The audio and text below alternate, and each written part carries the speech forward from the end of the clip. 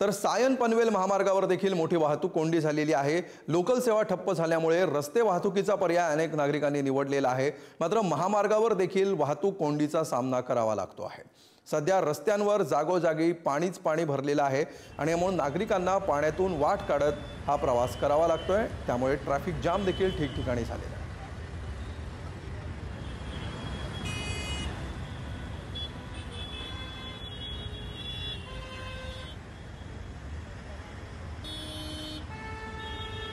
मुंबईत मुसळधार पाऊस सुरू आहे। या पावसामुळे मुंबईच्या लोकल रेल्वेवर परिणाम झालेला आहे।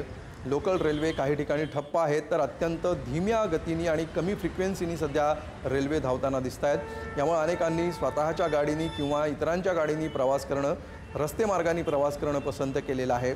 मात्र रस्त्यांवर देखील वेगळ्याच अडचणींचा सामना सध्या प्रवाशांना करावा लागतो आहे। प्रचंड मोठ्या संख्येनं वाहनं रस्त्यावर आलेली आहेत आणि आमच्या प्रतिनिधी शिल्पा नरवडे सध्या आपल्या सोबत आहेत।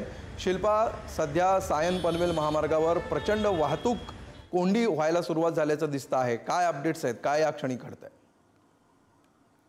नक्कीच अमोल, कालपासून मुसळधार पाऊस सुरू आहे। मुंबई, ठाणे, नवी मुंबईसह इतर विभागामध्ये जोरदार पाऊस कोसळत आहे आणि त्याचमुळे मध्य रेल्वेची हार्बर लाईन ही विस्कळीत झालेली आहे आणि त्यामुळे जे नोकरदार वर्ग असेल, चाकरमानी असेल, त्यांनी पर्यायी मार्गाचा अवलंब केलेला पाहायला मिळत आहे। सायन पनवेल महामार्गावर प्रचंड प्रमाणात वाहतूक कोंडी झालेली पाहायला मिळत आहे, कारण सर्व नोकरदार वर्ग असतील यांनी आपल्या निश्चित स्थळी जाण्यासाठी पर्यायी मार्गाचा अवलंब केलेला आहे आणि बस असेल, रिक्षा असेल किंवा स्वतःची जी वाहने असतील ती सायन पनवेल महामार्गावर आलेली पाहायला मिळत आहे आणि त्यामुळे ही प्रचंड वाहतूक कोंडी झालेली आहे।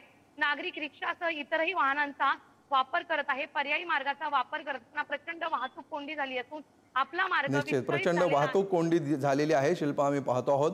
वेळोवेळी अपडेट घेत राहू। तूर्त धन्यवाद।